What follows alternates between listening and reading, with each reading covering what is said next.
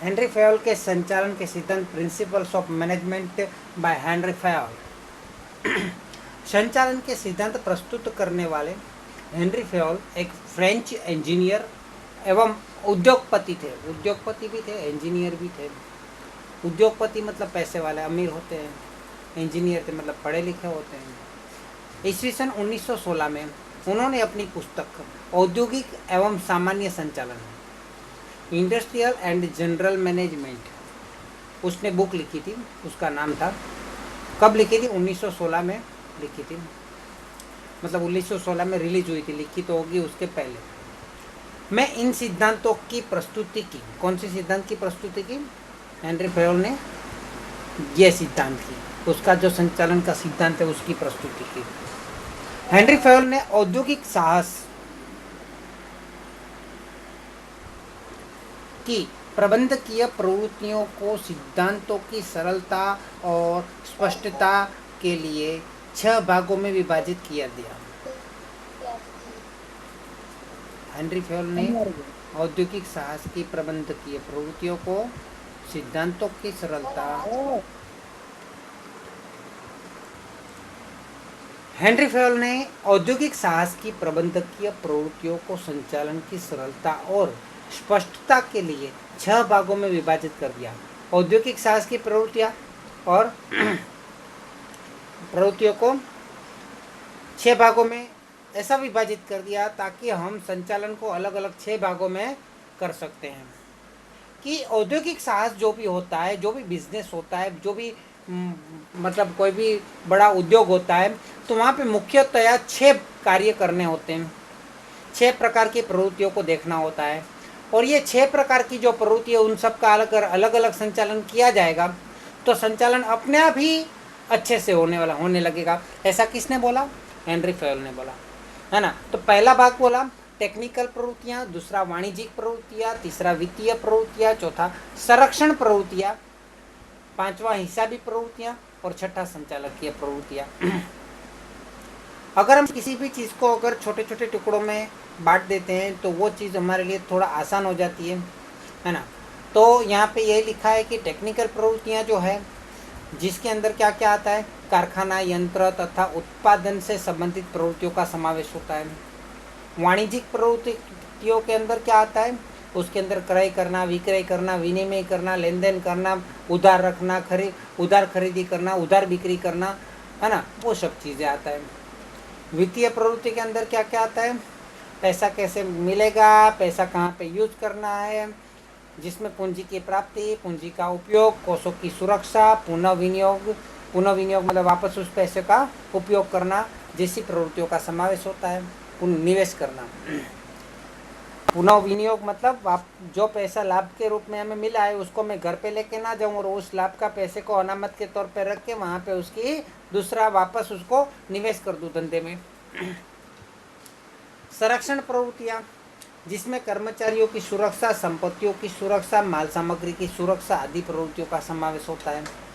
हिसाबी प्रवृत्तियों को वाणिज्य प्रवृत्ति से अलग कर दिया, जिनमें वित्तीय हिसाबों के पत्रक, लाभानी खाता बनाना,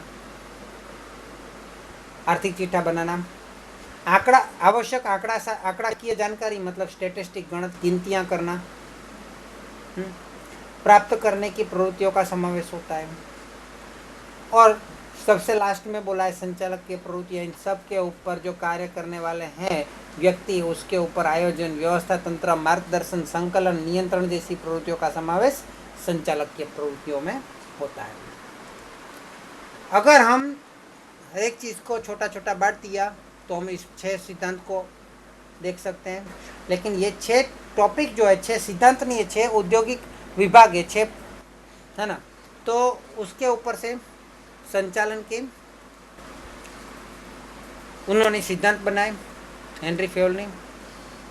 तो हेनरी फेयोल ने संचालन के सिद्धांतों को विकसित किया ये 6 टॉपिक के ऊपर से, जो पूर्ण रूप से नवीन थे, मतलब नए थे। आज तक ऐसा किसी ने बोला नहीं था। उनका मानना था कि किसी भी औद्योगिक इकाई में संचालन को सफल होने के लिए मात्र ज्ञान ही महत्वपूर्ण नहीं है, बल्कि उस औद्योगिक इकाई के स्वरूप के अनुरूप कार्य पद्धति से परिचित होना आवश्यक है। औद्योगिक इकाई का खाली ज्ञान है तो कोई फायदा नहीं है, लेकिन उस जगह पे ओरिजिनल हम जाएंगे, जाने के बाद वहाँ पे ट्रेनिंग लेंगे, वहाँ पे प्रैक्टिस करेंगे, तो क्या होगा, हमें वहाँ के अनुरूप कार्य पद्धति से परिचित होना पड़ेगा, है ना।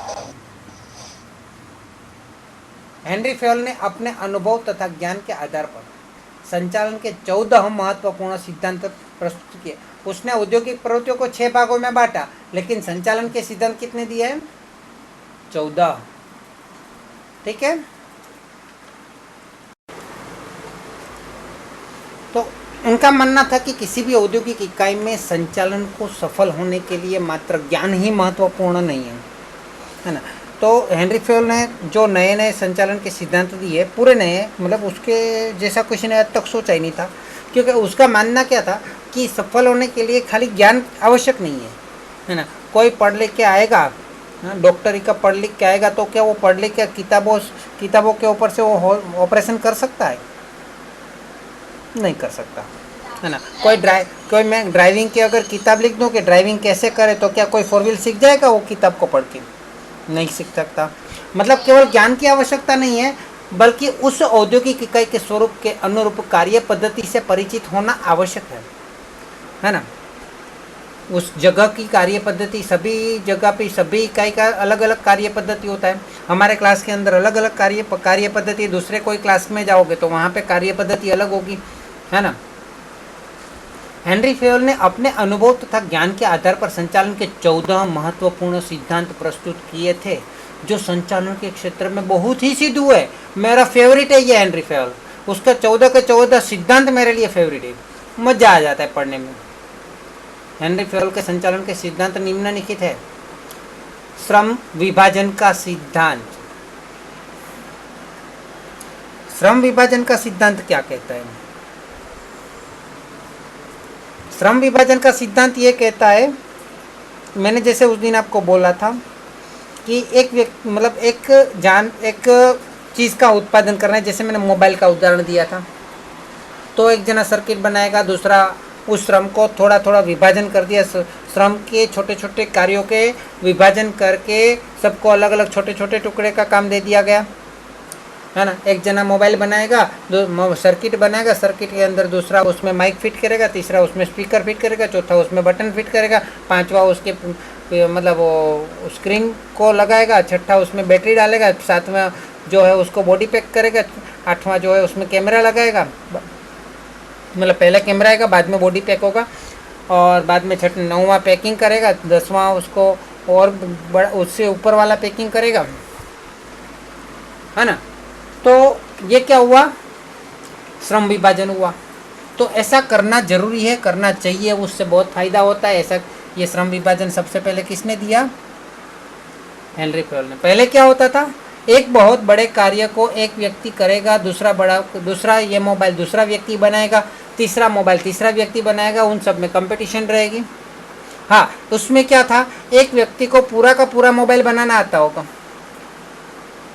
लेकिन श्रम विभाजन में क्या होगा, हाँ शायद आता भी होगा, लेकिन उसके अंदर क्या होता है श्रम विभाजन के अंदर, इस श्रम विभाजन के अंदर पब्लिक जो है, मतलब जो भी लोग हैं, मतलब कर्मचारी जो है, हर एक व्यक्ति को एक ही चीज़ में मास्टरी है कि वो सभी पूरे के पूरे चीज़ में वो ऑलराउंडर नहीं बन सकता, लेकिन एक चीज़ में उसकी मास्टरी आ जाती है। जो मोबाइल जो कैमरा फिट करता है उसको कैमरे में मास्टरी आ जाती है फिट करने में, जो माइक फिट करता है उसको माइक फिट करने की काम में मास्टरी आ जाती है, उसमें वो माहिर हो जाता है, लेकिन पूरे के पूरे ऑलराउंडर वो नहीं बन सकता।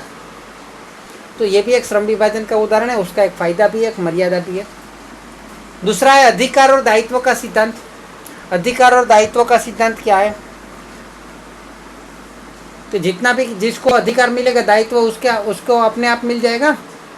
हम अगर किसी को अधिकार सौंपेंगे, पावर देंगे, हाँ, तो साथ में जितना हमने उसको पावर दिया उसको इतना काम करने का दायित्व भी तो उसका है ना। या फिर ऐसा भी हो सकता है कि जिसके पास जिसका दायित्व संभालने की क्षमता, उसी को हम उसके उतने अधिकार देते हैं या ज़्यादा दे देते हैं, है ना। तो दायित्व और अधिकार का सिद्धांत भी देखना पड़ेगा। उसके बाद है अनुशासन का सिद्धांत। अनुशासन में जापान का आगे बढ़ने का, जापान पूरे विश्व में सबसे तेजी से आगे बढ़ता है, उसका मुख्य कारण यही है कि अनुशासन। उसके बारे में भी हम पढ़ेंगे। उसके बाद है आदेश की स्वरूपता का सिद्धांत। ये आदेश की स्वरूपता का सिद्धांत भी महत्व रखता है ना। अगर आपके घर में आपके मम्मी कुछ और बोलते और आपके पापा कुछ और आदेश देते और दोनों के आदेश एक दूसरे से विपरीत है, तो आप क्या करोगे? आप किसकी बात मानोगे? सोच में पड़ गए? मम्मी की बात मानोगे या पापा की बात मानोगे? दोनों एक दूसरे से विपरीत बात बोल रहे हैं।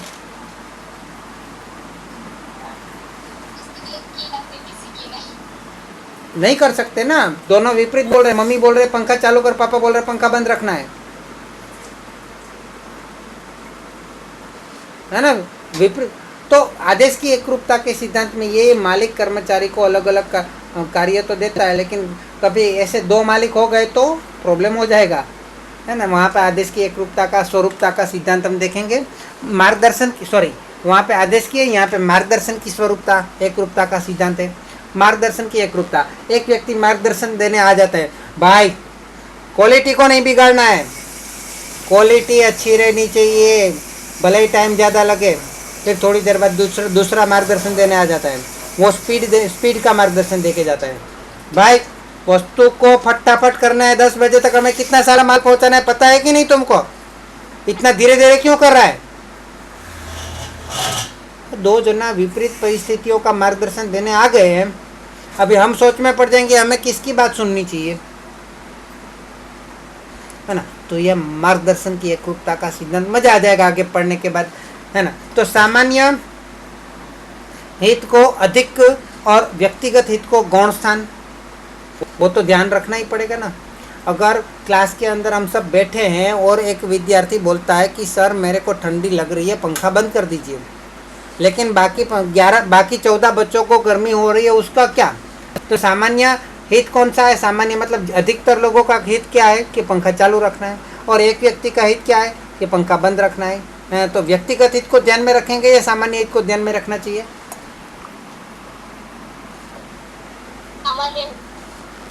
बिल्कुल सामान्य हित को ध्यान, बोलो। हाँ, तो उसके लिए कुछ ऐसा सोचना चाहिए कि उसको अलग से एक कोना दे दिया जाए कि जहाँ पे उसको गर्मी मतलब ज़्यादा पंखे की हवा ना आए।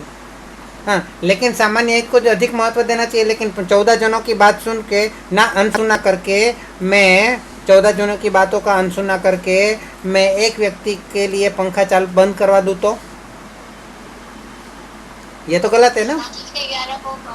हाँ चलो, तो 7वां है कर्मचारियों को योग्य वेतन का सिद्धांत। वो तो हमें नॉर्मल पता है कि योग्य वेतन तो देना ही चाहिए। केंद्रीकरण का सिद्धांत, ये केंद्रीकरण क्या है, बहुत ही जबरदस्त टॉपिक है। केंद्रीकरण और विकेंद्रीकरण दोनों ही टॉपिक मस्त है, मज़ा आ जाएगा उसको पढ़ने में भी। उस केंद्रीकरण की वजह से और नॉन केंद्रीय मतलब विकेंद्रीकरण दोनों की वजह से लाभ भी होता है, हानि भी होता है। बहुत मज़ेदार टॉपिक है, उसको कब कौन सा लगाना चाहिए ये पे बहुत टेक्निकल बात है, समझने वाली बात है, प्रैक्टिकल है। इकोनॉमिक्स में भी इसका टॉपिक आया है ना। अधिकार की रेखीय श्रृंखला का सिद्धांत, अधिकार की श्रृंखला रेखीय होनी चाहिए। ये भी एक ऐसा पॉइंट है कि मतलब न्याय वाला पॉइंट है नहीं, क्योंकि अगर अधिकार की रेखीय श्रृंखला नहीं होगी तो वो अन्याय होना शुरू हो सकता है। इससे अच्छा है कि रेखीय श्रृंखला का सिद्धांत अच्छा है। 10वां व्यवस्था का सिद्धांत है। 11 मतलब जहाँ पे हम काम करते हैं वहाँ पे सभी चीज़ कैसी होनी चाहिए, व्यवस्थित रखी होनी चाहिए। समानता का सिद्धांत है। कर्मचारी स्थिर का सिद्धांत है, स्थिरता का सिद्धांत है, सूत्रपात का सिद्धांत है और समूहभावना का सिद्धांत है। तो इसको हम बारी बारी पढ़ेंगे, देखेंगे, समझेंगे। उपरोक्त सिद्धांतों को प्रस्तुत करते हुए हेनरी फयोल कहते हैं कि ये मात्र मार्गदर्शक सिद्धांत ही है। इन सिद्धांतों की सफलता का आधार संचालकों की कुशाग्र बुद्धि पर होता है। सिद्धांत तो किताब में होता है भाई, वो उसने पहले ही बोला था। हाँ, कि उनका मानना था कि किसी भी औद्योगिक इकाई में संचालन को सफल होने के लिए मात्र ज्ञान ही महत्वपूर्ण नहीं है, संचालन के सिद्धांतों का ज्ञान ले लिया वो भी काफ़ी नहीं है।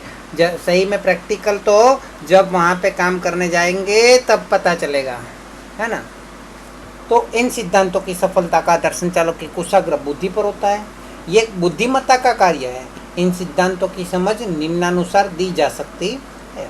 हम स्टेप बाय स्टेप इसको करते हैं, 1 बाय 1 सबको समझते हैं, सीखते हैं।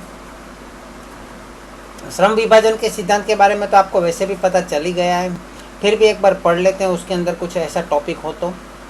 संचालन में कर्मचारियों तथा संचालकों की कार्यक्षमता को बढ़ाने पर जोर दिया जाता है ना। किसकी कार्यक्षमता बढ़ानी है? कर्मचारी की भी और संचालकों की भी। उत्पादन के साधनों के महत्तम उपयोग द्वारा उत्पादकता में वृद्धि की जा सकती है। इसके अलावा कर्मचारी तथा संचालकों की कार्यक्षमता में वृद्धि करने के लिए एक श्रम विभाजन का जो सिद्धांत है, श्रम विभाजन, वो आवश्यक है। श्रम विभाजन के कारण विशिष्टीकरण भी संभव हो जाता है।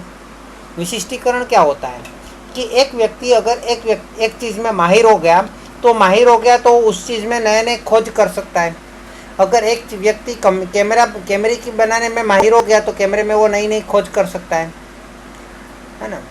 तो वहाँ पे नई नई खोज होगी तो वहाँ पे विशिष्टीकरण का लाभ मिलेगा।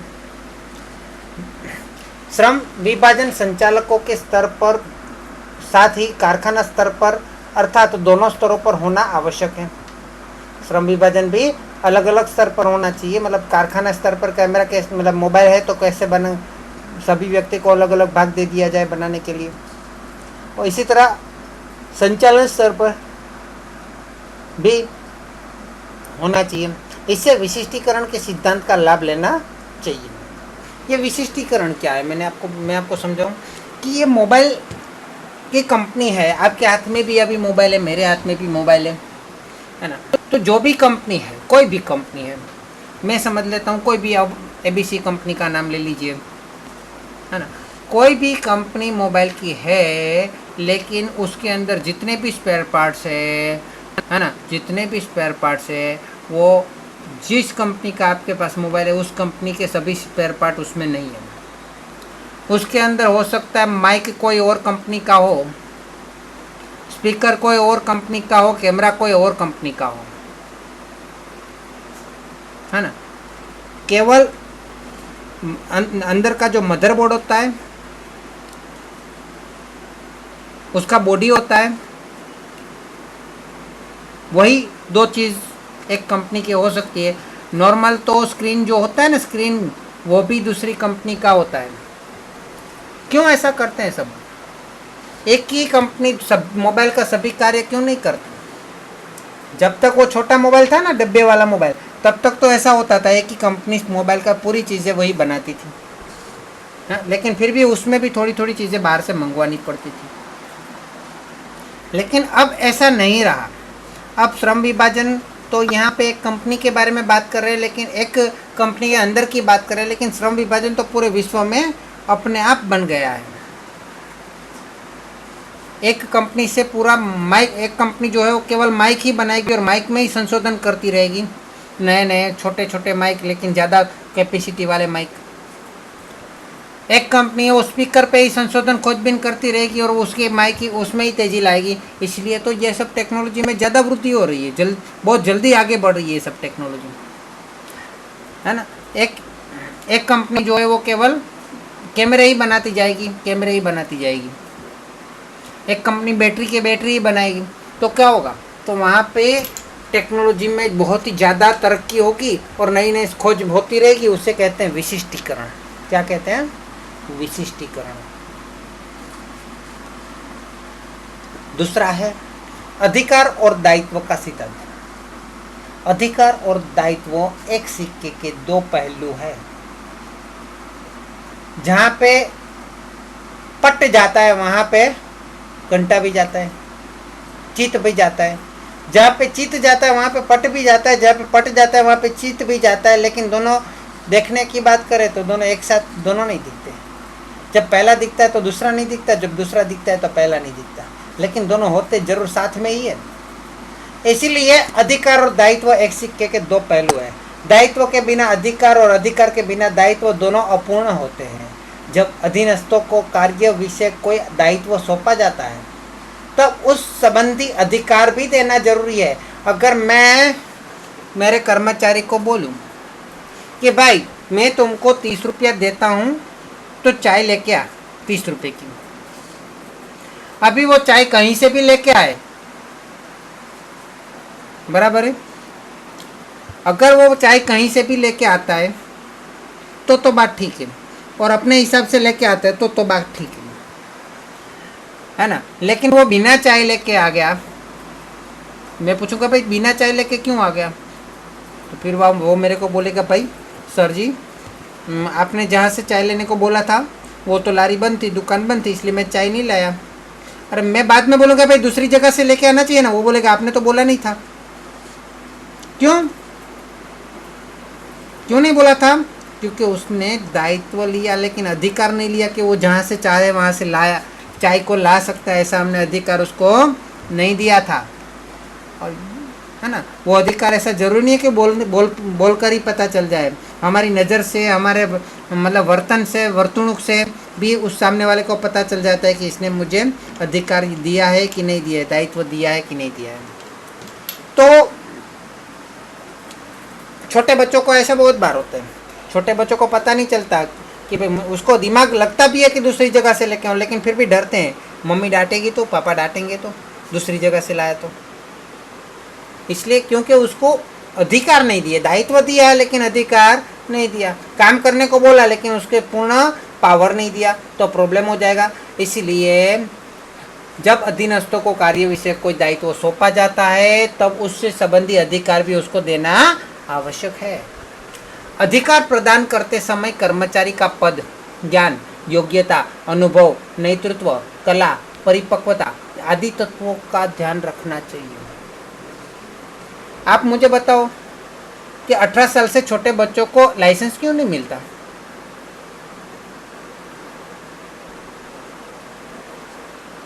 जो 18 साल से छोटे उसको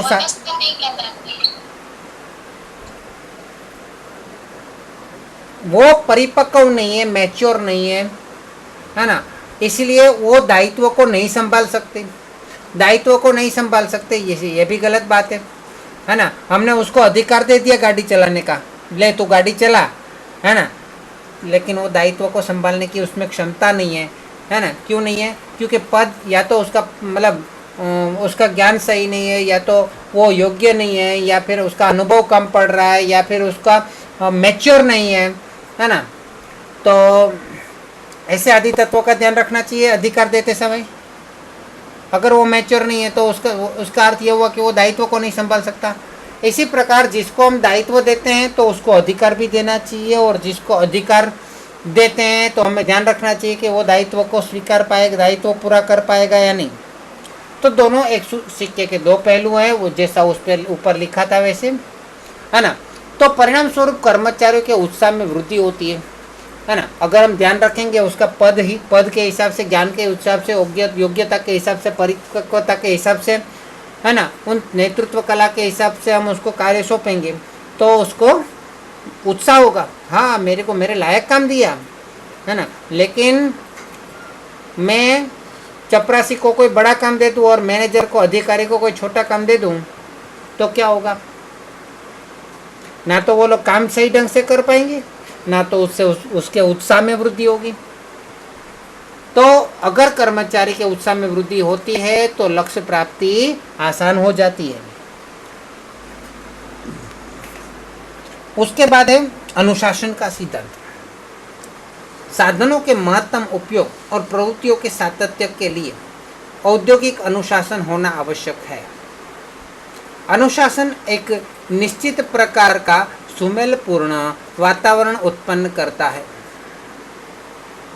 औद्योगिक अनुशासन निश्चित नियमों और आचार संहिता के कारण स्थापित होता है। अनुशासन कब बनता है? कुछ नियमों से बनता है, आचार संहिता से बनता है। आचार संहिता के बारे में भी आगे हमने समझा था। सभी बिजनेस का अलग अलग आचार संहिता होता है ना, और जिससे इकाई में अनुशासन स्थापित होता है। जब कर्मचारियों की संख्या विशाल हो तब अनुशासन और आचार संहिता के द्वारा नियंत्रण करना सरल हो जाता है। लेकिन हमने कोई अनुशासन या नियम बनाए ही नहीं है तो कर्मचारी का कार्य के प्रति आनंद बढ़ता है। संचालक भी सरलता से कार्य ले सकते हैं कर्मचारियों के पास से। लेकिन अगर अनुशासन नहीं रहा तो झगड़े होते रहेंगे, हाँ, धमाल होती रहेगी, कोई ना कोई किधर ना किधर गाली बोलता रहेगा। तो ना तो कर्मचारी को काम करने में मजा आएगा, ना तो संचालक को भी उससे काम लेने में मजा आएगा। अनुशासन के लिए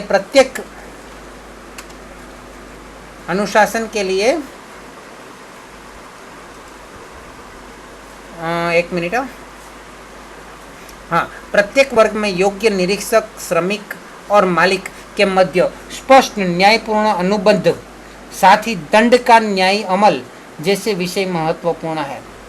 देखो, अनुशासन के लिए प्रत्येक वर्ग में योग्य निरीक्षक, देखने वाला, श्रमिक और मालिकों के मध्य स्पष्ट न्यायपूर्ण अनुबंध हो। मतलब पहले तो देखने वाला होना चाहिए कि किसकी गलती है किसकी गलती नहीं है। वो देखने के लिए या तो कोई बड़ा व्यक्ति होना चाहिए, निरीक्षक होना चाहिए, या CCTV कैमरा होना चाहिए जो बाद में भी देख सकता है ना, हर एक विभाग में।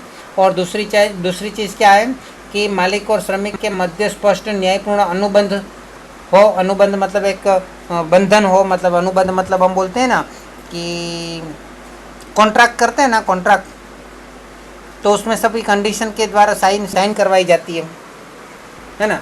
तो मालिक और कर्मचारी के बीच में भी ऐसे कॉन्ट्रैक्ट होते हैं कि आपको कम से कम 6 महीना नौकरी करना पड़ेगा, 6 महीने के पहले आप नहीं जा पाओगे, है ना। कर्मचारी का भी बहुत जगह पे साइन लिया जाता है कि भाई आपको मतलब ऑफिस के अंदर कुछ भी मुंह में खा के नहीं आना है, अपना मोबाइल साइलेंट कर देना है, या फिर मोबाइल अपनी लॉकर के अंदर रख देना है। ऐसा एक अनुबंध लिखा हुआ बनाना चाहिए। ऐसा तरह मालिक का भी ऐसा अनुबंध होता है जो कर्मचारी को देते हैं। तो अनुबंध भी होना चाहिए और साथ ही दंड का न्यायी अमल होना चाहिए। अगर दंड निश्चित किया है कि कर्मचारी अगर ऐसे काम करता है तो उसको पेनल्टी 100 रुपया भरनी पड़ेगी या 50 रुपया भरनी पड़ेगी, तो उसका अमल होना चाहिए। नहीं हुआ तो फिर बाद में सभी को पता चल गया दंड तो यहाँ पे मिलता ही नहीं है, पेनल्टी तो मिलती ही नहीं है, तो खाली मजाक में रखा हुआ है नियम, तो कोई अनुशासन रहने वाला नहीं है। रहेगा क्या अनुशासन? नहीं रह पाएगा ना। हमें पता है कि भाई ये सर है ना, ये तो कभी डांटते ही नहीं है, तो क्या कोई मानेगा उसकी बात? नहीं। इसलिए दंड को न्यायी अमल होना जरूरी है। चलो, उसके बाद थोड़ा सा देख लेते हैं आदेश की एकरूपता का सिद्धांत। जैसे मैंने अभी आपको बोला, वहाँ पे बहुत समरूप, यहाँ पे ऊपर जो लिखा है वहाँ पे समरूपता लिखा है, लेकिन एकरूपता आएगा, है ना। मैंने जैसे आपको बोला मम्मी और पापा दोनों अलग अलग आदेश देंगे तो क्या होगा, विपरीत आदेश देंगे तो क्या होगा। कर्मचारी एक से अधिक उच्च अधिकारियों के आदेशों का पालन एक साथ नहीं कर सकते हैं। इसलिए यह सिद्धांत दर्शित करता है कि किसी भी कार्य या प्रवृत्ति के विषय में कर्मचारी को एक ही उच्च अधिकारी की ओर से आदेश प्राप्त होना चाहिए, है ना। अगर एक कर्मचारी को 2-3 जने आदेश देने आ गए तो प्रॉब्लम हो जाएगा। एक यहाँ पे कर्मचारी है, उसको ये भी आदेश देने आ जाएगा, ये भी आदेश देने आ जाएगा, ये भी आदेश देने आ जाएगा, तो क्या होगा, समस्या खड़ी हो जाएगी। मतलब एक आदेश देने वाला जो है वो बहुत सारे लोगों को आदेश देगा तो चलेगा,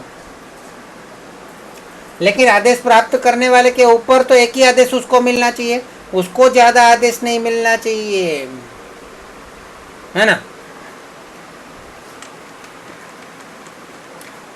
ठीक है ना। मैं समझ रहे हो ना आप मतलब आपको मैंने पहले ही उदाहरण दिया कि मम्मी पापा दोनों एक साथ अलग अलग विपरीत आदेश देंगे कि भाई बेटा पंखा बंद कर, मम्मी बोले कि बेटा पंखा चालू कर, तो क्या होगा। यही चीज़ यहाँ पे ध्यान में रखोगे तो कर्मचारी की हालत आपको पता चल जाएगी। जब यहाँ पे आदेश देने वाले ऊपरी अधिकारी उच्च अधिकारी एक से ज़्यादा हो, है ना।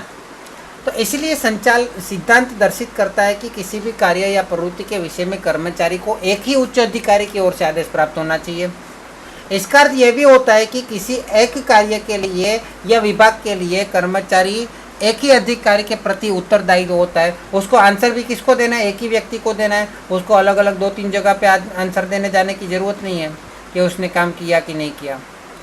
आदेश की एकरूपता के सिद्धांत के कारण कर्मचारियों में आदेश के संबंध में किसी भी प्रकार की उलझन पैदा नहीं होती, क्योंकि आदेश देने वाला एक ही है। अगर गलत भी हुआ तो उस मतलब वो होगा, है ना। एक से अधिक अधिकारियों द्वारा आदेश दिया जाए तो कर्मचारियों में उलझन पैदा होती है और इस कारण से औद्योगिक अनुशासन भी भंग होता है और औद्योगिक अनुशासन के साथ साथ औद्योगिक शांति भी भंग हो सकती है। क्लियर हुआ इतना?